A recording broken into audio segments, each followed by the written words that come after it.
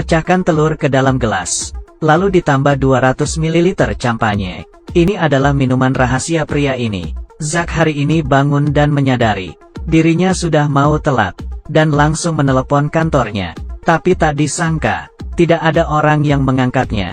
Di saat dia keluar rumah menyadari, sepanjang jalan kosong, tidak ada seorang pun. Dia masuk ke dalam pom bensin.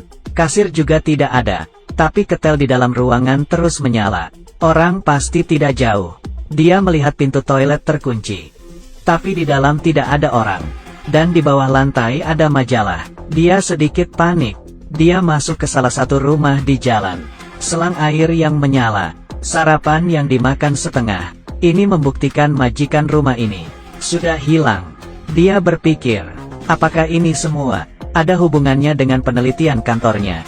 Dia langsung menuju kantornya. Di perjalanan, supir di sepanjang jalan menghilang, dan mobil yang hilang kendali. Sampai di kantor, dia langsung mengumumkan ke seluruh dunia. Penelitian kota lain menghubunginya, tapi yang didapatkan malah tidak ada respon. Dia baru menyadari dirinya sangat mungkin adalah orang terakhir di bumi. Dia langsung ke ruang rekaman dan merekam semuanya, memberitahu dirinya yang masih hidup, dan diputar selama 24 jam. Lalu di papan iklan besar kota, menuliskan nomor HP dan alamat tinggalnya. Keesokannya, dia menyetir mobil polisi mengelilingi kota, dan di dalam kegelapan. Tapi belasan hari telah berlalu, satu orang pun tidak ada. Dia yang putus asa, pindah ke kamar mewah, dan di dalam museum, memindahkan lukisan mahal, pindah ke beberapa rumah terkenal. Lagian seluruh dunia adalah miliknya.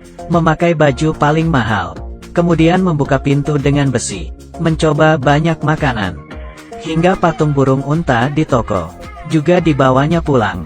Kemudian, dia menyetir kereta api. Malam ini, di dalam lemari pakaian mahalnya, menemukan baju tidur. Dia pun menggunakannya, mungkin karena sudah jomblo terlalu lama, melihat dirinya yang di dalam cermin. Merasa sedikit tergoda. Kali ini Zack Mas tidak tahu, dia akan bertemu dengan wanita paling terakhir di dunia. Dia mengenakan baju tidurnya, dan mengambil senapan memasuki gereja. Melihat tiap pojokan, tidak menemui satu orang pun.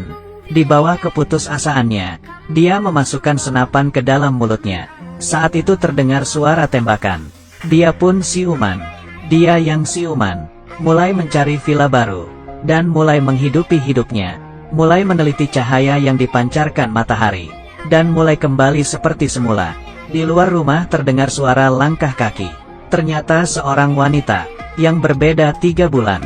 Zack kali ini merasakan kehangatan manusia. Dia mengatakan dirinya sudah menjalani 2 minggu. Dirinya pernah bertemu dengan mayat, jadi dia tahu pasti ada makhluk lain di dunia ini. Dan di hari kedua, di perjalanan, mereka menemukan 2 mayat.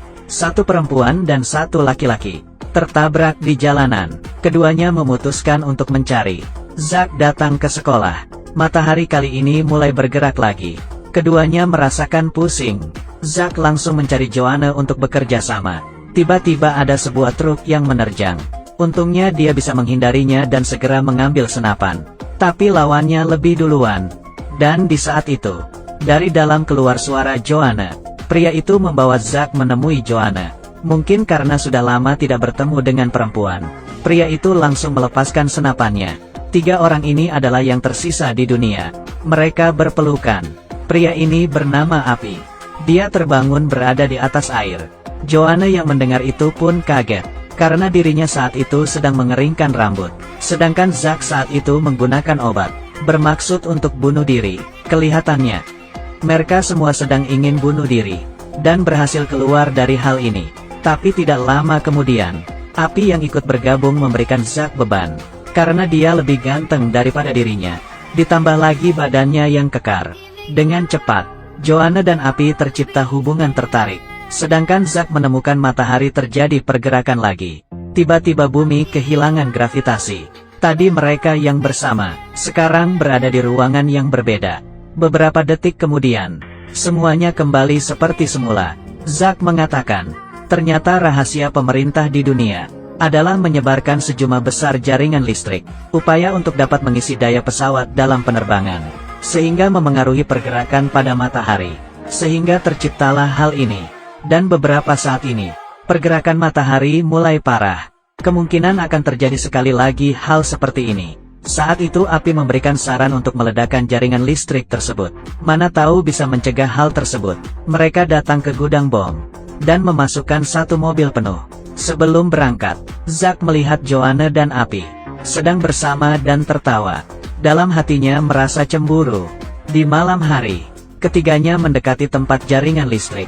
Dan sebelumnya, Zack tidak hati-hati menekan tombol. Sekarang di tiap 1 kilometer ada radiasi yang tinggi. Zack mengatakan, dirinya dulu membuat perangkat kendali jarak jauh nirkabel. Mungkin bisa mengantar mobil itu masuk ke dalam. Sebelum dia menginjak gas pergi, Api memanfaatkan kesempatan. Berhasil merebut hati Joanna. Saat itu mobil berisi bom sudah masuk ke tempat jaringan listrik. Ternyata Zack dari awal sudah memutuskan untuk mengorbankan dirinya. Dengan sekali tekan, semuanya meledak. Zack terbangun di atas pasir pantai, dan tidak jauh dari sana melihat pemandangan. Ternyata ledakan jaringan listrik tidak mencegah hal tersebut. Malahan ledakan tersebut membuat Zack masuk ke kondisi mati, dan mulai kembali lagi. Pada akhirnya, banyak orang yang berpikir Jupiter itu buruk, dan karena distorsi ruang dan waktu, dia terkirim ke Jupiter. Mungkin dia dari awal sudah tahu, ledakan pada jaringan listrik itu tidak bisa berhasil. Tapi di keputusasaannya sendiri, melihat Joanna bersama Api dia kehilangan harapan. Kemudian dia memutuskan untuk membiarkan mereka, dan memilih menyelesaikan